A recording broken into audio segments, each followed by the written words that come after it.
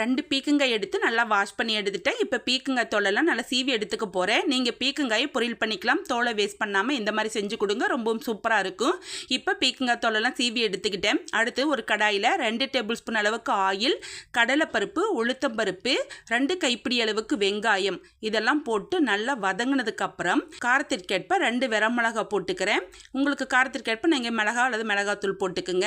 இது கூட நம்ம சீவி வச்சுருக்க பீக்கங்காய் தூளும் கொஞ்சமாக மல்லித்தலையும் போட்டு நல்லா வதக்கி எடுத்துக்கலாம்.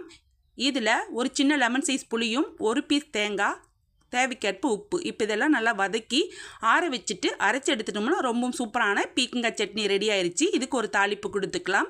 கடுகு, உளுத்தம்பருப்பு, கருவேப்பிலை போட்டு தாளித்து எடுத்துட்டிங்கன்னா சூப்பரான டேஸ்ட்டான பீக்கங்காய் சட்னி ரெடி ஆயிடுச்சு. இது சாதத்துக்கு, இட்லி, தோசை, சப்பாத்தி எல்லாத்துக்குமே ரொம்பவுமே சூப்பராக இருக்குங்க. கண்டிப்பாக நீங்கள் ட்ரை பண்ணி பாருங்கள். இந்த வீடியோ பிடிச்சுன்னா லைக் பண்ணுங்கள். அப்படியே ஃபார் ஸ்பெஷல் கிச்சனை சப்ஸ்கிரைப் பண்ணி வச்சுக்கோங்க. தேங்க்யூ.